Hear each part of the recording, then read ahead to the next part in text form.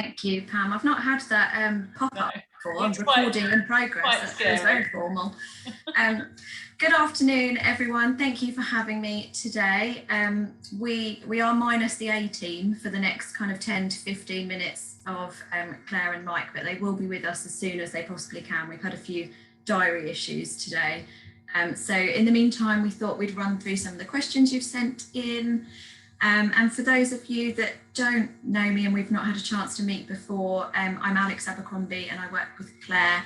And you've probably had a lot of emails from me over the last year or so because I've been doing the school comms. So you may not have met me in person, but probably heard from me a lot over the last year or so. So running through the questions that have come in already, the first one was around transition. So year 6 transition days, how can these go ahead with mixing of bubbles from multiple schools and then sending children back to primary school? So you may have seen we covered this in the comms this morning, but I will talk about it in a bit more detail.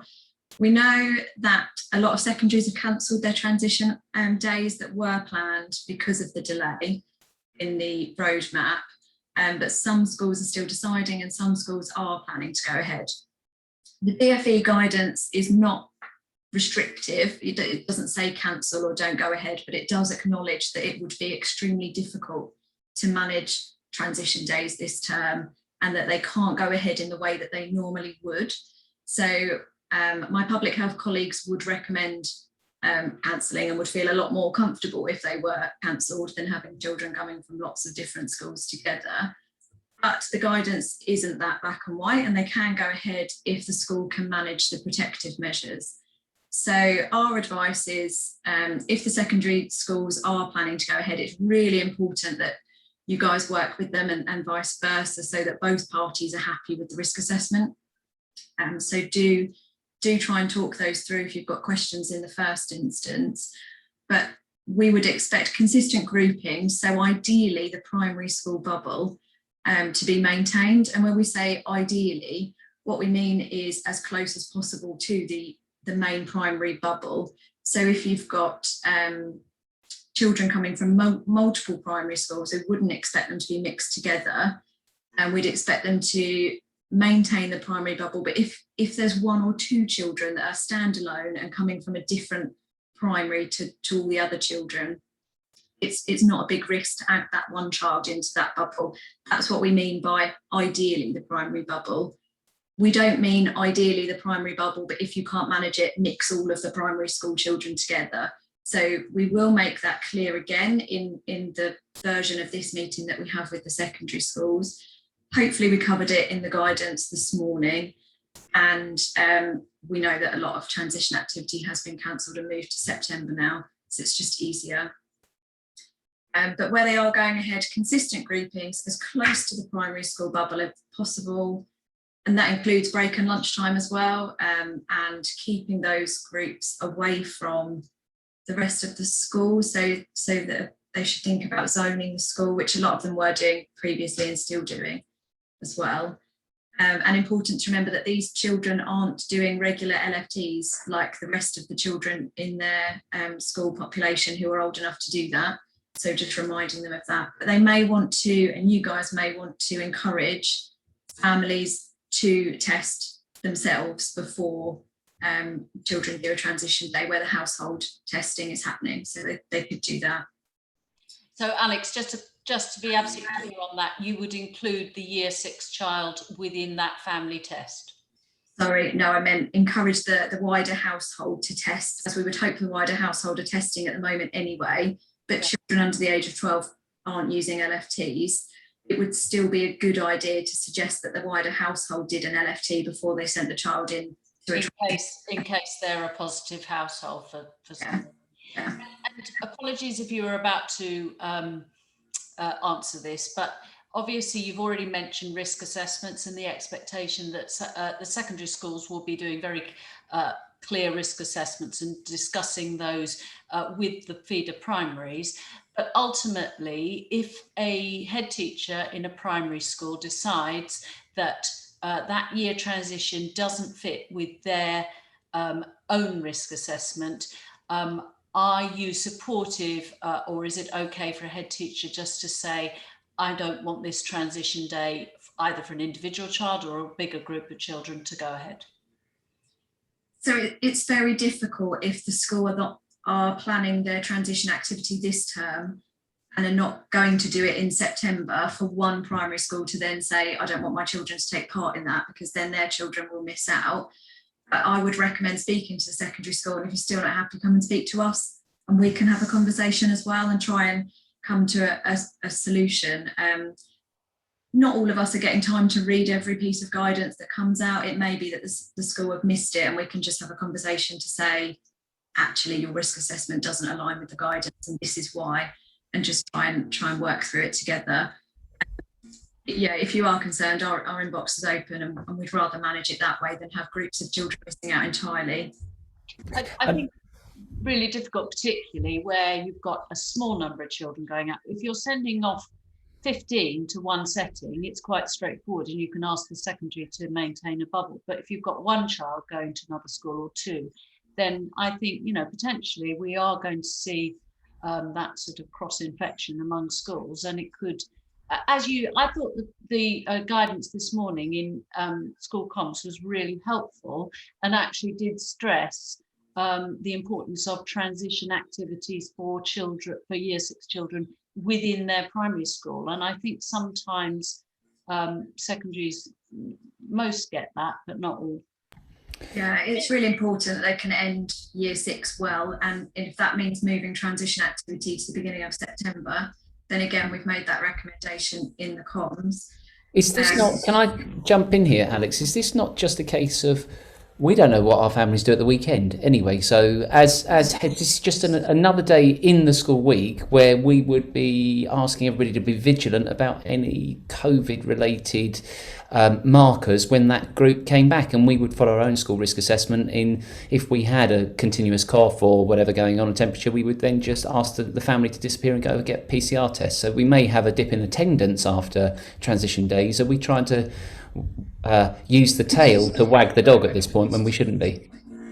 Yeah, absolutely. We need to be proportionate, and Nick's right, we are able to mix at the weekends and after school and things like that, and children can go to after school clubs and activities.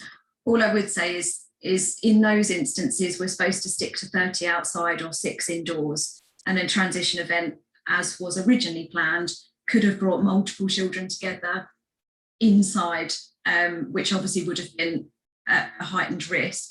But hopefully that won't happen now. We've given quite a lot of advice and guidance to secondary colleagues about how to manage it. They should be doing consistent groups. They should be adhering to the primary bubble as much as possible.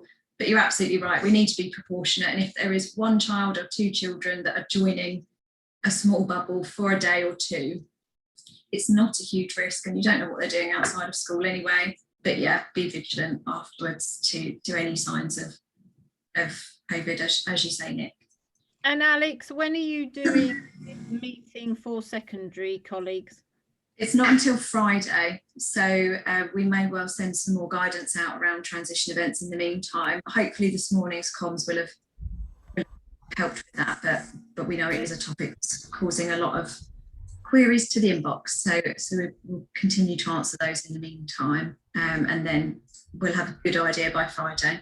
And there's quite a few messages in the chat around, is that the same for early years transition? Yeah, so it's slightly more difficult with the early years transition, isn't it? Because I'm guessing they come from more settings. So the advice would be the same in terms of consistent groupings. Keep to the early years bubble if you can. So if you know you've got X number of children coming from an early years setting and they're usually in a bubble together, then do try and keep them in that bubble.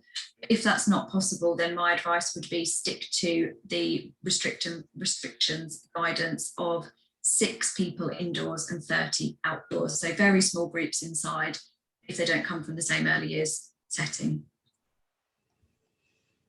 Otherwise, again, you can move transition activity to September. I know some people have planned some really good outdoors things with groups of up to 30. So that looks good, and other people are doing walkthroughs and things in groups of 6, so that's also fine as well. So a couple of bits and pieces in the chat about this, about transition. So a question about if a pupil is going for the morning only to another setting? Is it safe or sensible for them to return in the afternoon? So sort of around timing, I suppose. Also, another question, sort of, I suppose, extending that period, could we use remote learning for those year sixes for a given period of time after they've been into that alternate setting? So the one about can they come in the afternoon if they've been somewhere else in the morning doing a transition activity? I'd say yes, it's absolutely fine for them to come back into the school. Again, we need to be proportionate, and there's no reason that they would have mixed with anyone that's got COVID. You know, everyone will be being particularly vigilant, and they wouldn't have mixed with anyone that's got symptoms or anything like that. So there's no reason that they can't then come into school in the afternoon.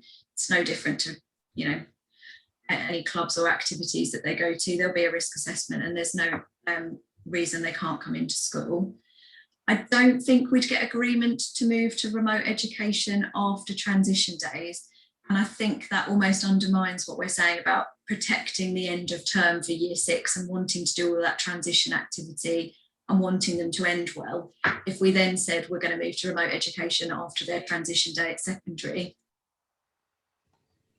that doesn't feel quite right to me, and I don't think we'd get DFE sign up to that. So I would say no to remote education for that reason. If there is an outbreak or a case, then obviously you'd move to remote education. But I think that's the only time we can use it, rather than preempting the need to use it. I think, Alex, it would be very helpful. I'm sure we would ask this question anyway, just to ask Mike about up-to-date information about infection rates and so on among young you know, children under the age of 11 and so on, because it may be that you know, the chance or the likelihood of infection among those groups is low, so or continues to be low.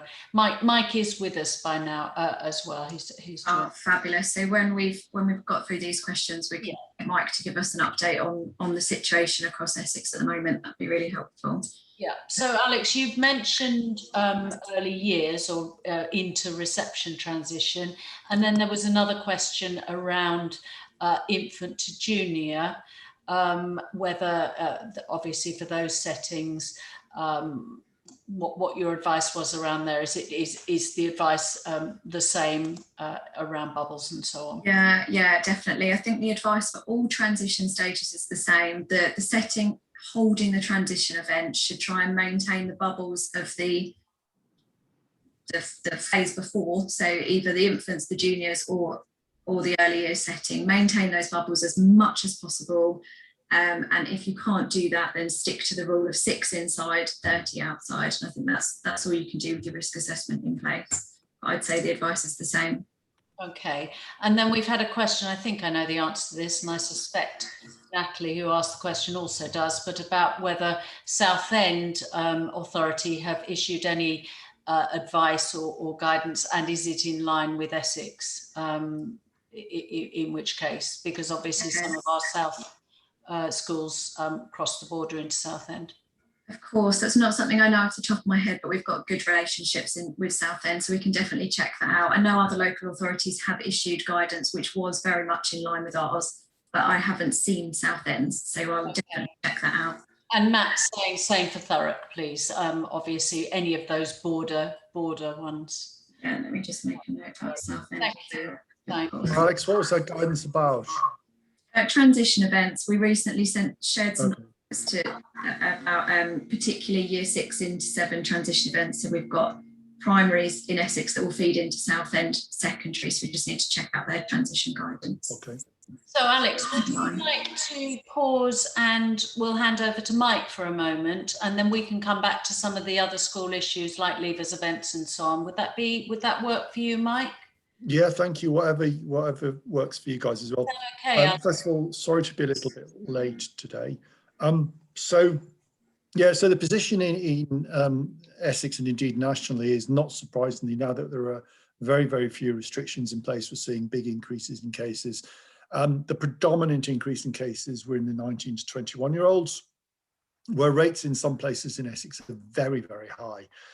like well into the 200 or 300s in some areas. So Uttlesford's got a very, very high rate in that age group, and Colchester, because it's got a very, very high rate in that age group as well, with some specific outbreaks, but generally.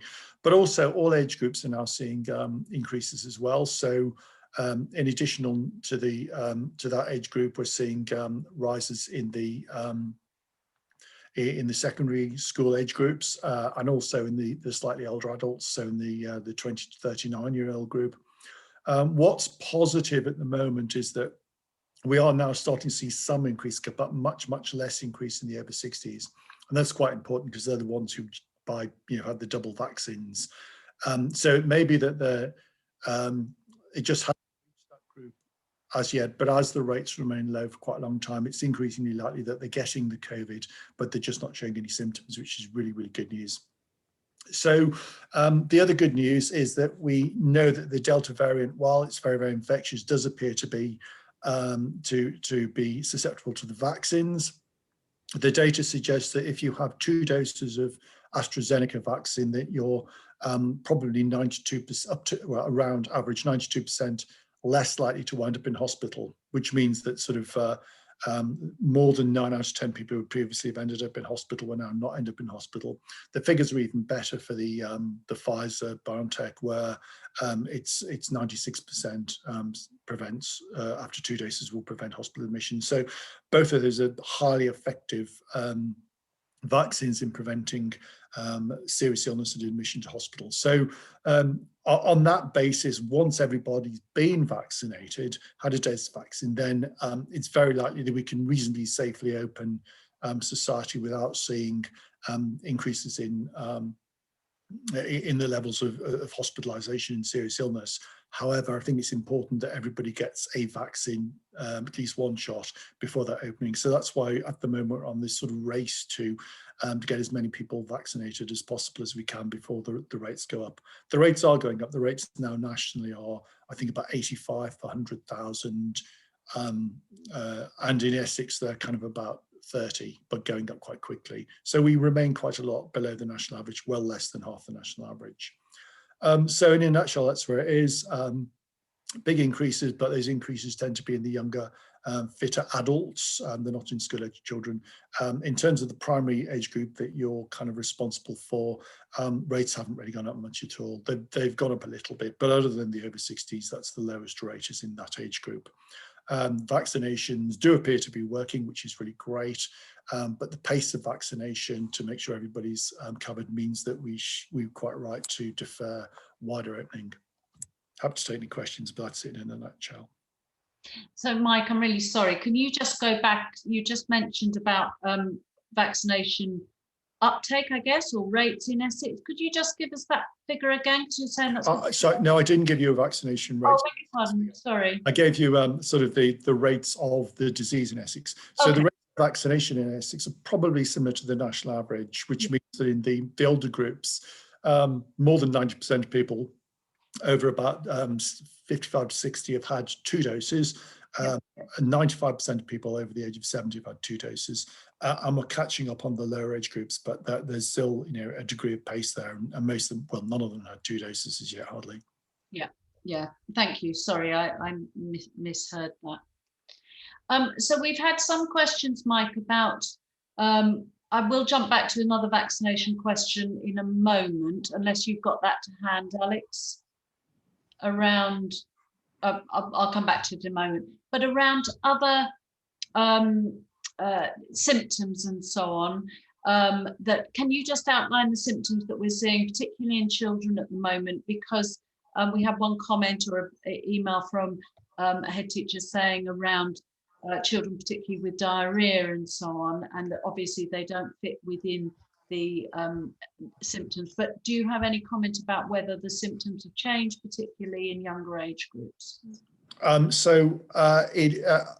It's a tricky one. So there may be and there always have been a more variety of symptoms in younger people, but indeed in other groups as well. But I think the important thing is this thing is very, very rare, and those symptoms are very, very common. So I would suggest we keep with the nationally prescribed list of symptoms before arranging tests and exclusion.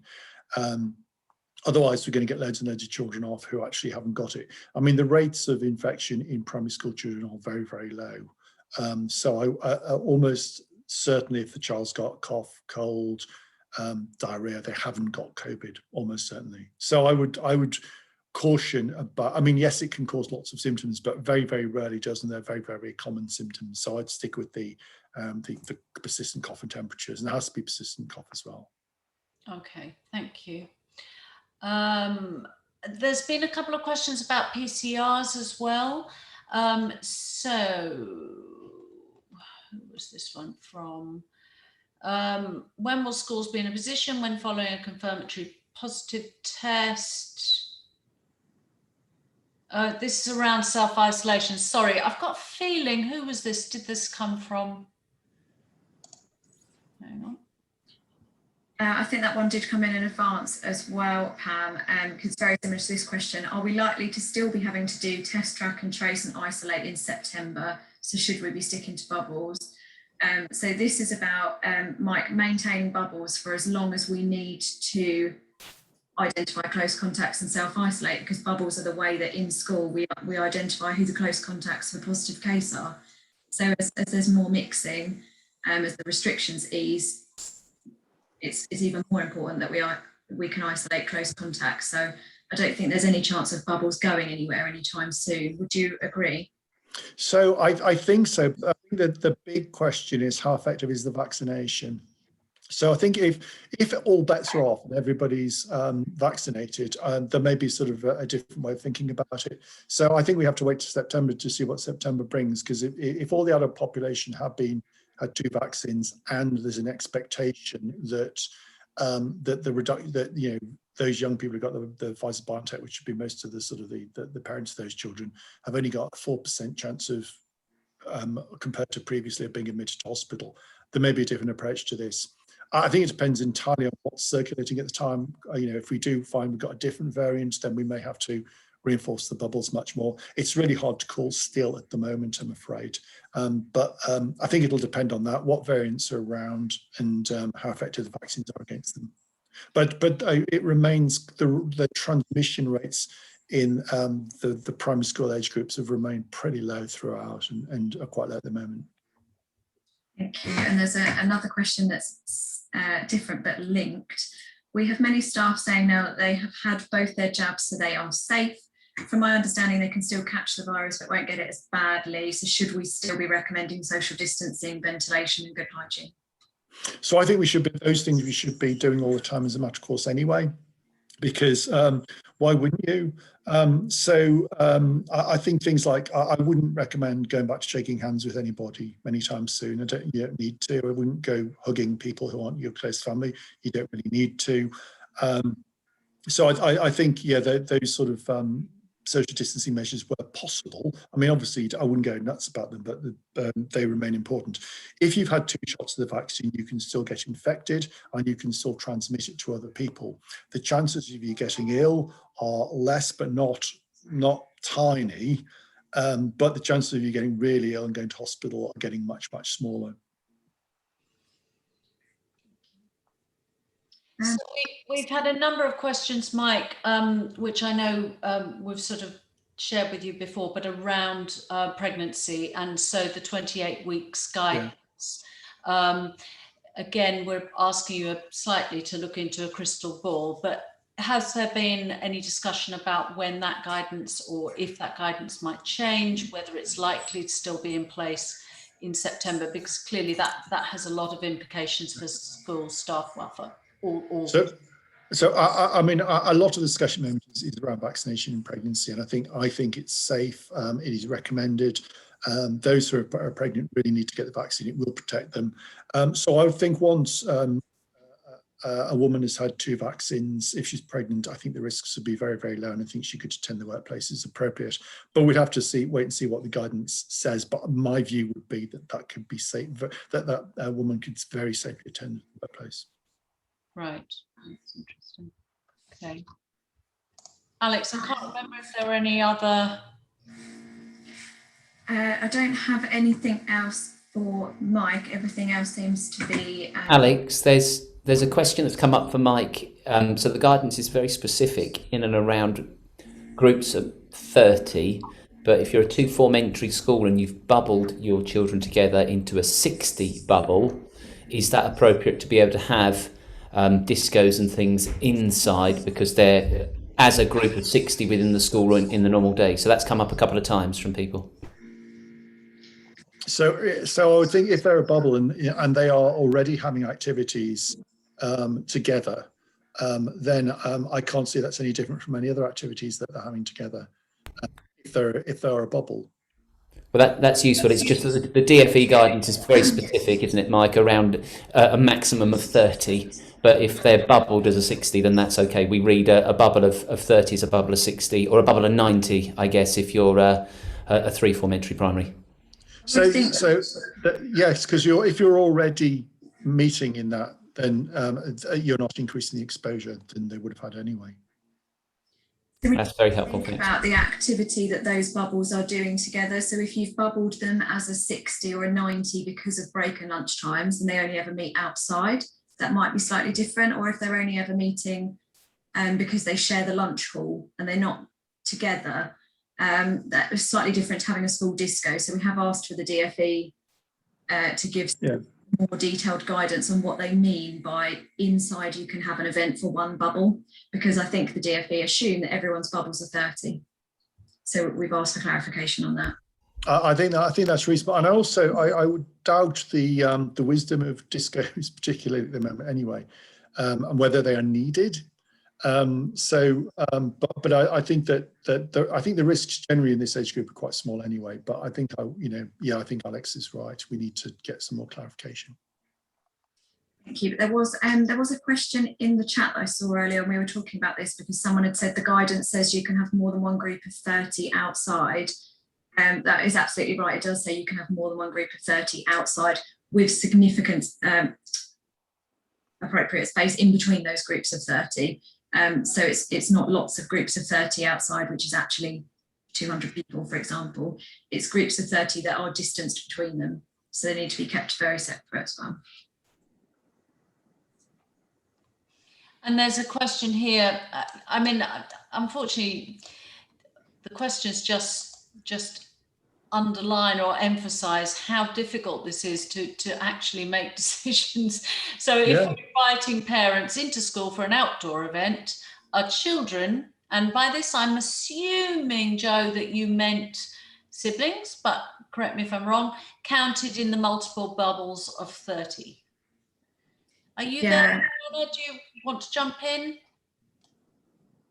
Or not? Yes, we were hoping to have sort of an open afternoon of sorts where parents would come in, maybe 20 minutes towards the end of the day with children, and meet their child, and just have a look through their books and things to see what they've been doing over the year. And thought, obviously, they need to be spread out, but if they're a group of 30, just adding our children to it, then make it a group of 60, in which case we've got to spread them out more. Yeah, so when we talk about bubbles and groups, so firstly, the bubble is the children, not the children and the parents. They're not part of the bubble, they're additional people. And if you're inviting them inside, I would stick to the group of 6 because you're inviting them inside. So I wouldn't have any more than 6, and that's people in general, not the bubble plus 6. I agree. Okay, we will be doing it out on the field. So it's groups of 30 in total. Yeah. Okay, thank you. And on that, if those parents need to bring another sibling with them, if they've got a little one that's not school age yet and they need to bring them with them, they also count. You need to incorporate those. So there's 2 pieces of guidance. If it's a parent group, children under the age of 5 don't count, but that's a kind of risk assessed regular group coming together. If it's a social gathering or any kind of gathering, children of all ages are included in the number. Including babies? Including babies, sorry. Okay. And just on the issue then, going back inside, what's the current thinking, Mike, around cleaning? Because obviously there's been very varied advice about how critical, or how much COVID will spread on surfaces. And obviously schools are continuing to spend a huge amount of time and money and staffing on cleaning. So has there been any relaxation in terms of cleaning recommendations and so on? So I'm not aware of any relaxation, but I think the evidence is increasingly showing that getting it off surfaces is quite rare. So there may well be some relaxation, but I personally do not think it is common to get it off surfaces. I don't think the evidence has shown that in this particular virus that that's something that's happening much. But there isn't any change to the requirements at the moment. No, I think one of the things and I do understand why, but one of the things I think we all struggle with a little bit is that the DfE, and rightly in some cases, are very good at adding on guidance, advice, and less good at re-evaluating how important different bits of the advice are. But that's interesting to hear your thought on that. Hello, Claire. Good afternoon, everyone. My apologies. I'm juggling meetings this afternoon, so I'm glad to see Mike here. So hopefully Mike and Alex have taken most of the meeting for you, but I'm here for the last 20 minutes. So thanks. How's it going? All right. Very difficult questions. Well, basically, we're asking Mike and Alex to look into a crystal ball and tell us all about September, which would be very helpful if they could. So, Alex, obviously another bunch of questions, and I guess in a way we've answered them. But for example, the end of term gatherings for leaving members of staff, and I think this came from one of our secondary colleagues, but will be relevant for all for all schools. So did you have any thoughts about this one? Yeah, I would say social gathering rules apply, rules of 6 inside and 30 outside. So I think that applies to any gathering that you're planning. So groups of 6 inside, 30 outside. Yeah, okay, thank you. And then there's a couple of things in the chat about it's very difficult to say to parents about 30 outside and 6 inside when there's all this on the media about football matches and everything else. So is there anything that the local authority can do to send out just to reiterate actually what schools are doing is right? We are adhering to the guidance, and it doesn't really matter what the rest of the world's doing, we're doing what we should be. Because I think it is really hard to have that argument with parents when we're saying we're not having a sports day, we're not having a concert, we're not having a disco, when football fans are all over the media and there's no consequence really. Yeah, it's really tricky, isn't it? And it goes back to the reason we've got the risk assessments in place is to keep schools open for as long as possible. It is different to football. And the other thing is there are loads of schools everywhere, and there's only one football match, but people are focusing on it. But actually, the total number of people at the football match is way, way less than the total number of people in the schools. So, so it is a sort of trial event really still, and they're watching what happens in those events. So, so yeah, and it's important that that we maintain and stick with those guidance. But it's like the question about why a while ago could you go to the pub but you couldn't visit your gran. It's because you could go to the pub because that kept the pub open and kept their livelihoods going. So I think it is a really difficult balance, and it is really difficult to understand why some things happen. But it's all about adding every little bit is a cause for infection and a cause for spread of infection. As schools, I think we all get that, but I think it's the parents that can't tie that up together. So if there was something either from yourself, Mike, we can do something. Where it would be really helpful just to be able to send out. Thank you. We'll jointly sign it, Harriet, if Mike's okay with that. I think just sure. Remind parents that that your core objective is actually educating their children, and therefore you need to be open until the end of term, and therefore we need to minimise the infection. We probably need to do something to remind parents to engage in the twice weekly testing as well, so we can use it to sum all of that up as well. Thank you. That'd be really helpful. Can I just jump in there, Harriet? So the original point I put in the chat regarding this was really just to say, I suppose, make the point that it feels to me we're just at a tipping point where we've all done a really good job at taking our school communities with us on this journey, and parents and carers have really worked with us. It just feels all of a sudden, I don't know if anybody else would feel the same, that we're kind of at a tipping point where, because I take your point that it is, a football match that they see, but when you're seeing widespread reports and images of people not socially distancing, etc., we're just at that point where it's suddenly much harder to take people with us, and therefore it's much harder to get them to come, I don't know if comply is the right word, but to kind of follow our risk assessments and do the things we're asking. So it wasn't kind of a whinge, it was just making that point. No, we're on the cusp of something in terms of goodwill. Yeah, no, I get that, Matt. And I think, the problems are going to be, and obviously I'm sure you talked about this and I wasn't there, but the problems are going to be if the restrictions are removed or eased further, but schools still have some protective measures still happening from September. That is going to need to be explained, and that may well be a feature of the system. So the more we can sort of get that message out to parents now, the more that will help with any further changing of the rules nationally. Again, looking slightly different for education. If that is the case, I don't know. I think that is very helpful, Claire, to include within some comment, pretty much what you've just said, but some comment to parents to say that even when, if restrictions relaxed on 19th of July, the chances are that schools will continue to have some adaptations or need to make some changes even into the September term. I think, it's arguably, okay, it would have been nice to have opened up today, but there's an argument to say it's made life simpler towards the end of term, not opening that up, because I think schools will still be restricted even when we're opened up. So, could I just jump in on this as well, Matt? I found, because I've got that pressure, as we've had a bit of a chat, that pressure exactly from my parents pointing me in the direction of the advice I know about already. I found it very, very helpful to have my Chair of Governors joint sign the letter, because it takes some pressure from me and means if complaints come in, it can come directly to my Chair of Governors rather than me. So that's taken a bit of pressure off on that day-to-day management on the playground, repeating the party line. But I'm sure you know that already. And I think there's been lots of questions in the chat, again, crystal ball gazing, like we said before, but are schools still going to be expected to have bubbles in September? Are staggered start and end times still likely? And although I know we don't know that, but is there any push, Claire, from you towards the DFE about actually we need to know before the end of term so we can plan ready for September?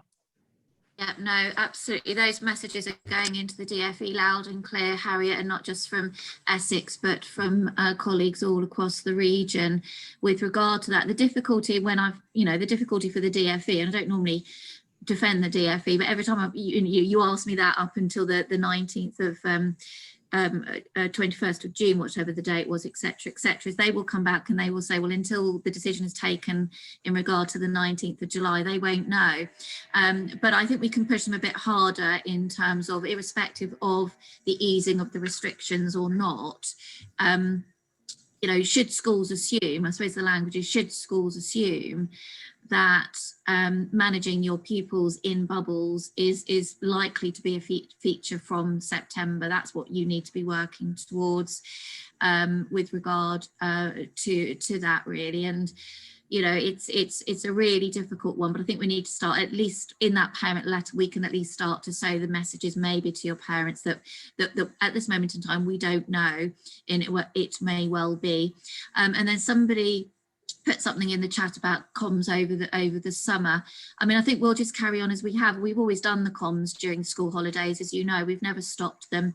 We did reduce the frequency when they were daily, but we will probably do a Monday morning comms out so that you can enjoy your holiday, but just to look out for a Monday morning comms, because we'll make sure that that's got everything in there that you need in case things come out during the summer holiday period as well. I'd absolutely agree with that. I think that the DFE and the DHSC do not know yet what's going to happen in September. I would think, all things being equal at the moment, the way the vaccines are shaping up, you may not need to have bubbles. But until we're absolutely clear on whether people are ending up in hospital, whether or not there's another variant of concern that appears from somewhere, we just don't know. So I think it is too, I think all steam ahead, we may not have to, but because I think they may stop doing some of the contact tracing once everybody's vaccinated. But I don't know yet. We really don't know yet. Don't know. I mean, the challenge that we've got, and I'm sure this has been said though, Mark, is obviously with the increase in the infection rates in the community, we are now seeing some schools where quite a number of pupils have tested positive, and therefore a degree of self-isolation and vaccination or not, that will still be a feature of the education system in Essex if case rates sort of go up and down, won't it, Mike? Yeah, we just don't know how significant it's going to be in the end. Okay. So again, a sort of technical question, I suppose, and this is around from a colleague about gathering of multiple 30 bubbles outside. And is there any guidance about safe distance between a group of 30 and external guests? Can they attend? And if so should they be in their own group of up to 30, etc.? It's back to the dreaded 30 bubble. Alex, any thoughts? There is no specific guidance on how much distance you need to have between your groups of 30. So I don't know if Mike. Well, it's only the thing doesn't go very far, so it's 2 meters, isn't it? It's just they're not to associate in any way, so they can be just a couple of meters apart, and that's fine. But they mustn't associate, otherwise you're very quickly a group of 60. Yeah. And the other part of that question, Pam, spectators or parents or other people, yes, they need to form their own group of 30. So it doesn't matter what people they are, whether they're pupils or students or adults, groups of 30. And that is presumably more around the test and tracing than, it's kind of irrelevant who's in that group, isn't it, if they're external people, because they're not a consistent group. But would that be more because of test and tracing, just to be able to track people? I mean, there'll be a consistent group on the sports day or whatever we're talking about, but the minute they're outside the gates, they're not a consistent group. This is, it becomes, I do understand this, but it all becomes a bit of a nonsense in a way, doesn't it, if 30 is the magic number? Well, there's nothing magical about it, is there? But what they're trying to do is they're trying to prevent very big super spreader events where one person can infect thousands of people. Yeah. So it limits itself at 30, and outside the risks are quite low. But it doesn't. I mean, the 6 inside super spreaders makes a lot of sense. 30 is a lot vaguer. It isn't quite so scientifically driven, but it's what it is. So I think it is really about just preventing loads and loads of people infecting loads and loads more people. And then there's a few things in the chat about just some clarification around early years transition. I know we started this, Alex, when we were talking about secondary, but can you just recap? Presumably it's the same 30 outside, 6 inside, but can you just clarify that? Yeah, absolutely. So for transition, what we've said is if you can keep to the bubbles, then that's okay inside. So if you're taking children into reception from an early year setting where they've had bubbles and you can maintain those bubbles for a transition event, then that's fine. If you can't maintain those bubbles, you've got lots of children coming from lots of different settings, then stick to the rule of 6 inside, 30 outside. And that's irrespective of whether they're under 5 or over 5, isn't it? Yeah, absolutely. I'm just looking through, there's quite a lot of questions about coaches on here, so we must have strayed into visits and things at some point. So the guidance around coaches is to stick to bubbles. So however you've managed your bubbles, you can have that bubble on a coach. That helps. There's no, I've just scanned through all the guidance on visits and there's no particular number of the amount of children you can have on a coach. It just says bubbles.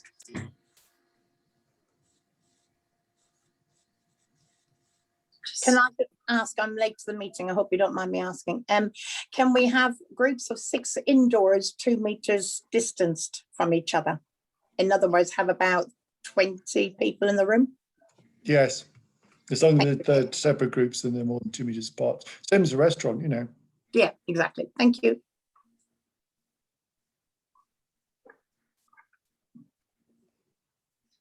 Just scrolling down the list in the chat. I was just looking, the last question that's been added is, if the bubbles do go, will the isolation rules follow? Who in a school will have to isolate if a child tests positive? I don't think we know that any more than we know if the bubble is going to go. It would be however close contacts are identified going forward, if that changes. And my challenge in a small school, of course, is the transition to next year's classes, because I would mix bubbles, because I've got mixed classes, so we're going to do it outside, 2 meter distancing. Yeah, Best we can do. That's really the crux of the matter, isn't it? At the moment, you're just going to have to make the best decisions that you can, adhere as much as you can to the guide, review your risk assessments again, and you know, make the most logical decisions. I remember there's a lot in the chat about parents complaining, etc., etc. I've even had a few myself come through to me, and you know, it is what it is, and unfortunately, you know, you're not going to end the year this year in the way that you had maybe anticipated, and that is disappointing for your children. We accept that, but you're still working, as I continue to say, sound like a stuck record, apologies. You're still working and operating at the moment with COVID around, and with a number of restrictions that you need to follow. So can I just say that there's one from Alan Garnett to everyone, Mike, if bubbles do go, will the isolation rules follow? I think it'll be the other way around. I don't think the bubbles will go unless the isolation rules go, would be my thinking, because otherwise there's no way of easily identifying those children who have been exposed, which is what the bubbles are about anyway. So I think the question will be, if everybody's protected through the vaccine and nobody's winding up in hospital, how important does isolation then become? If isolation is not felt to be important, then I think they'll get rid of isolation, which will mean the bubbles won't be required anymore, rather than they'll get rid of the bubbles, but there'll still be a requirement for isolation. That would be my guess, but it's only a guess. Okay. There's a couple on here about leavers assemblies. Anita has said that they've cancelled the leavers assembly because of all the things we've talked about, but parents are not happy. Do you have any advice? You can bring parents in as spectators, but again, in groups of 6. So if they're really unhappy about it being cancelled and they're desperate to come in and watch, then you'd have to think about how you maintain the social distancing between groups of 6, if that's what they want. But yes, we know lots of people have cancelled or moved them to outside. I mean, can I just say that the gig at the moment, the whole point of the problem at the moment is we've got a very, very infectious Delta variant. We've got a vaccine that's very effective against it. And what we're trying to do is get as many people vaccinated and minimize the spread of it while we're doing that. So I would do the minimums on that basis. I would do the minimum contact you possibly can between now and the end of term, because what you're doing is you're contributing to supporting the nation to get as many people vaccinated and to slow down the spread of the thing while you're doing it. So that's so, and actually the 19th, wherever it's an arbitrary date. There's not a finishing line on the 19th where the COVID, oh, sorry, I give up now, you've won. It's not going to happen. And there's still going to be people needing vaccination, and there's still going to be, sort of people at risk. So my view would be do the minimum contact you possibly can between now and the end of term, and you'll be helping everyone get vaccinated and help us in that race. So just a question about the vaccines then, with the over 18s now being able to book, quite young staff, they're struggling to get a local vaccine because I presume the Pfizer or the Moderna isn't as freely available. So will there be more vaccine sites that will cater for the younger adults? So, I mean, that's a question for the NHS rather than for me. I think if it depends on it, so you're absolutely right. What you said, what's the limiting factor? So I don't think if the limiting factor is the amount of vaccine available, then there's no point in opening other sites, is there? But I think that is a question for the NHS. I know the supplies of the vaccines remain a little bit bumpy, but I think there's a lot of it coming. But the sooner you can get it into people, the better. Absolutely. I don't know if there'll be more sites for it or not, but I think those people can access the sites anyway, it's whether the vaccine's available. Okay, so there's a number of questions linked to that, and a lot of support for sort of phrasing what you've just said, Mike, in the letter, which we can do. Picking up Kelly's question about those staff not vaccinated, I think you're going to have to talk to those staff about why they haven't taken up the opportunity to be vaccinated.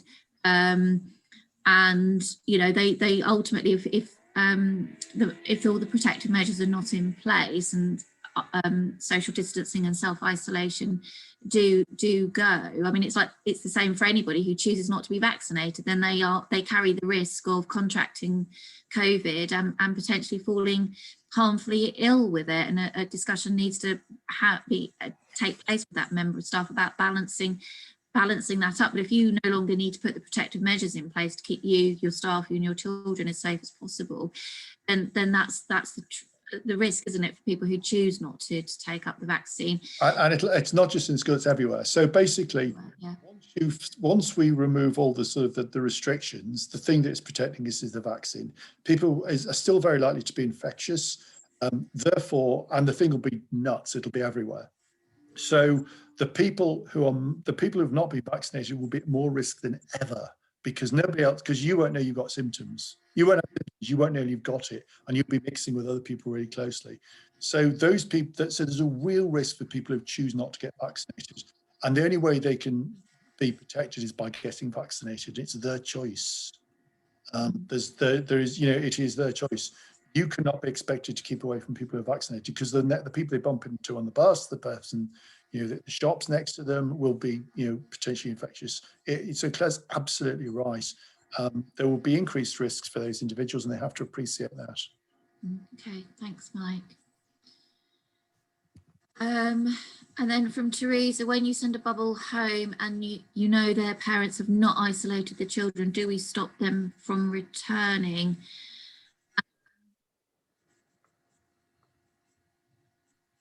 Alex, my view would be that they should return at the same return date as the bubble.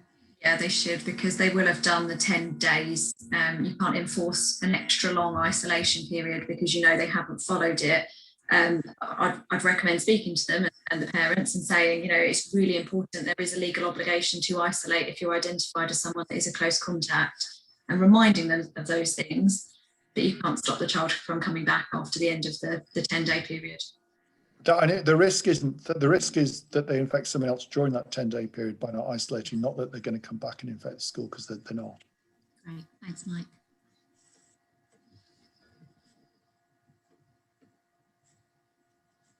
So I've got to go to the Health Protection Board, if that's okay. Yeah, appreciate it, Mike. Thank you. I know you and I are both juggling this afternoon, so thanks ever so much, Thank Mike. you. Cheers now. Bye. Appreciate it. Take care. Mike. Thank you. Okay, sorry I wasn't there at the beginning again, particularly Pam and Harriet, but apologies to you all. Is there anything else you need me and Alex for, or have we covered most of it for this afternoon? I think the outstanding action then is for Alex and I with Mike to get that letter drafted, isn't it, for you? I think that'd be very helpful. And as you saw, lots of people saying in the chat, that comment about actually we're advising schools to have minimal contact for the rest of the term would also be really helpful. I think anything that helps head teachers, anything that supports the decisions they're making to parents is really useful. That'd be good. Yeah, okay. And then Liz is offered to share a stern letter for parents not self-isolated. So yeah. Rachel's just asking about preschool meal support. My understanding is that is continuing, the vouchers. That's correct, I believe. It's a very good question. I'll have to confirm that and come back to you. I haven't heard anything on that yet, but I'm sure I'll hear in the next day or so. Thank you. And then you'll put that into the comms, presumably, so that head teachers know what's going on. Yeah, but obviously it'll run alongside the holiday activity and food programme activities as well, that will be run during the summer holidays as well. Yeah. And Teresa's asking about track and trace. Presumably that, unless anything changes dramatically, that will just be the first couple of days as be the same as any holiday in that regard. So any young person positive 2 days after the end of term, you will need to track and trace back through the bubble management. But the 3rd day beyond that, is that right, Alex? Have I got that right? Sorry, I think. Yeah. So basically, track and trace is 48 hours backwards from a positive case. So term ends on the Wednesday, so you'll still need to have somebody on call Thursday, Friday. But after that, the weekend is yours, and so it will be the summer holidays. Yes, and lots. But on that note, testing will, we think, continue. They're expecting more and more of us to test regularly now, so I don't see why they would say test over the summer holidays. Yeah, I mean, it's no longer a feature of sort of teachers testing twice a week. Basically, they want us all to test twice a week, basically. If Mike was here, he would say that we're encouraged now in the authority to test. The tests are readily available. So yes, it really is just a way of life, really, because obviously the more frequently we test, even if we're vaccinated, we can then put ourselves into isolation if we test positive and stop the infection spreading. Having said that, have we any idea whether schools will be asked to provide those tests for their staff members, or whether staff members will simply become normal members of the public and access those tests themselves? Can we find that out if we don't know? We can find that out, but I would presume the former, Pam. I would presume the current systems will just continue, but we'll confirm that. Yeah. Yes. And Andrew's just checking about reporting during the holiday. Again, obviously, for a 6 week. No, I would, unless it's only positive. If it's positive, then obviously you'll want that information, won't you? But Alex, I don't think you need to record it all. You know, you need to have a holiday, everyone. So, you know, if somebody does test positive, then by all means do have a system that they can record in, because you'll need to just be mindful of that. But I don't think you need to know all the negatives, really, do you? Definitely. Yeah, and I'd recommend using the one system that we set up for this purpose. So someone has asked a question about, can they get a log to say how many tests are being done? Yeah, that's one of the reasons we set up one. So staff and students input their own results, so you can see if anyone's had a positive, you get a notification if they've had a positive, and you can see how many people are testing generally as well, and if you've got voids and that kind of thing. So I would recommend using it. It really does save a lot of admin time.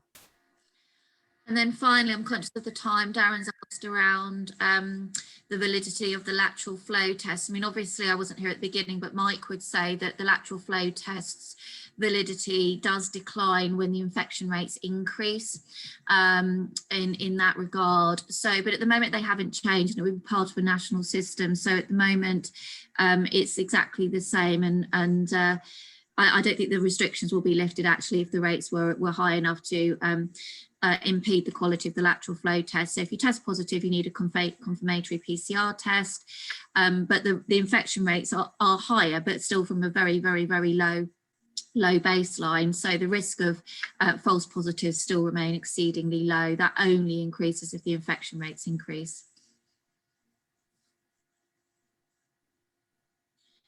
Alan promoting the meeting on Wednesday. Thank you, Alan. Thanks, Alan, for your little advert at the bottom. Can we just ask then, are there any other very last questions? Obviously, as ever, you know that you can contact school comms or come via me if you've got any burning questions, but otherwise, if there are just any last questions from anyone. Good. I'm going to stop recording.